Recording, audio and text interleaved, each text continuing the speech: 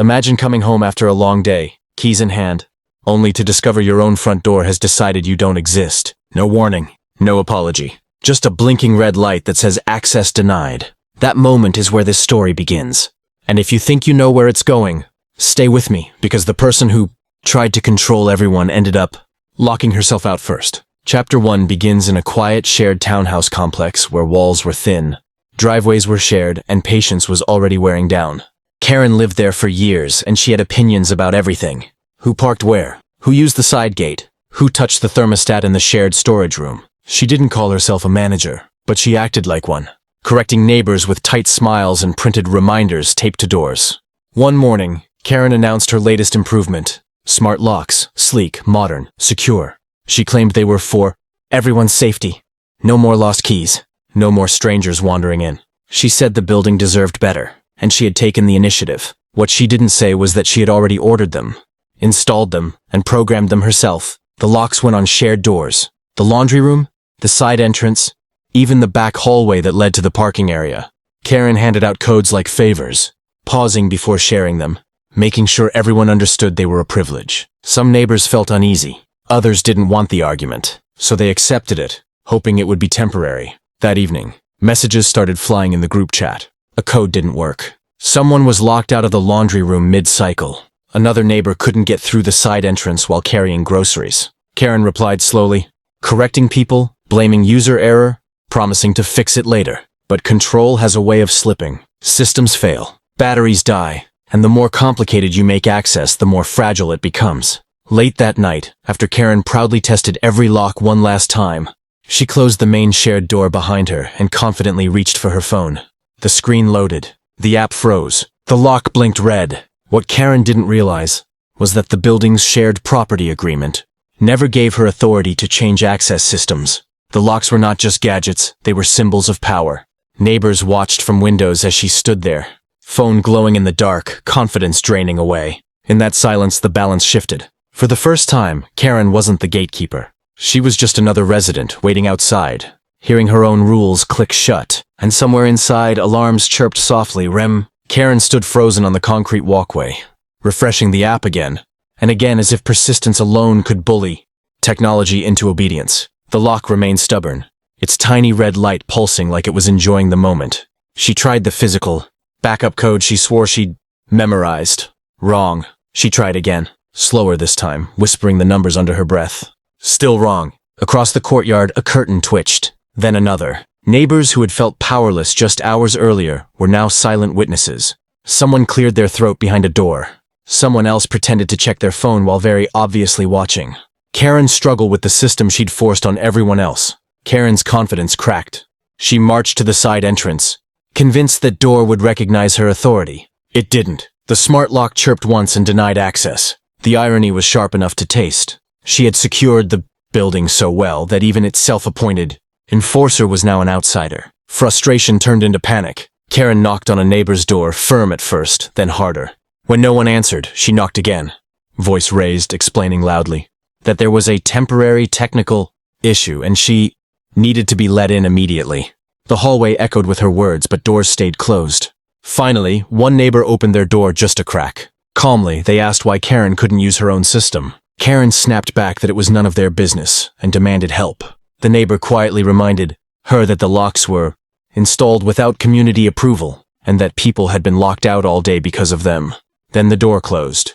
Karen pulled out her phone and typed furiously in the group chat, blaming software bugs, bad Wi-Fi, even power fluctuations. Replies came in slowly. Screenshots followed. Neighbors shared timestamps, photos, proof that they had been locked out for hours. Someone mentioned the shared property agreement. Someone else asked who gave Karen permission to change access to common areas. That's when the mood shifted. What started as inconvenience became accountability. A resident posted a screenshot of the lease clause stating no single tenant could modify shared security. Another said they had already emailed the property manager. Karen tried to regain control, insisting she'd fix everything in the morning, but the authority she once wielded was gone. Standing outside, Karen finally called a locksmith. The cost was high, the wait longer. When the door was eventually opened, it wasn't with applause. It was with silence.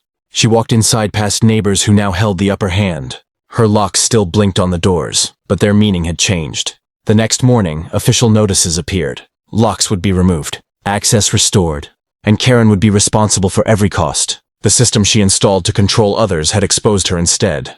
Power, once questioned, doesn't come back easily, and the building would never look at her the same way again. By the time the sun rose the next morning, the smart locks were no longer symbols of innovation. They were evidence. Karen woke up to notification after notification, each one heavier than the last. Emails from the property manager, messages from neighbors she once corrected. Even a formal notice slid under her door, printed and precise, outlining violations she could not argue away with confidence or volume. Workers arrived before noon. They didn't ask for Karen's opinion. They didn't explain themselves to her. They simply unlocked toolboxes and began removing the devices she had so proudly installed. Metal clicked, screws turned, and one by one, the smart locks came off. Neighbors gathered in the hallway, not to gloat, but to witness the undoing. This was closure. Karen hovered nearby, arms crossed, correcting no one, suggesting nothing. The power dynamic had fully reversed. Every scrape of metal sounded like punctuation at the end of her authority. When a worker asked who approved the installation, Karen stayed silent. The property manager answered instead, calmly explaining that no one had. That afternoon, the group chat lit up again, but this time with a different tone. People shared relief. Someone joked about finally finishing laundry. Another thanked the manager for stepping in. Karen typed messages, deleted them, typed again. She wanted to explain her intentions, to say it was all for safety, for order, for control she believed was necessary. But intentions didn't matter anymore. Impact did. Bills followed quickly. Installation fees, removal costs, emergency locksmith charges, all addressed to Karen. The total was more than she expected, enough to sting, enough to remind her that acting alone in shared spaces has consequences. She tried to dispute it, but the paperwork was airtight. The rules she ignored were now enforcing themselves. In the days that followed, Karen changed. Or at least, she grew quieter. The printed notices stopped appearing. The long stares softened into brief nods. Neighbors reclaimed spaces they once avoided. Conversations returned to weather, work, weekend plans. Normal life resumed, but the memory lingered. The smart locks were gone, but the lesson stayed bolted in place. Control without consent isn't security. Authority without agreement isn't leadership. And technology, no matter how advanced, has a way of reflecting the intentions behind it. Karen still lived there. She still shared walls, hallways, and parking spaces with everyone else. But now she was just another resident, bound by the same rules she once tried to rewrite. The doors opened easily again.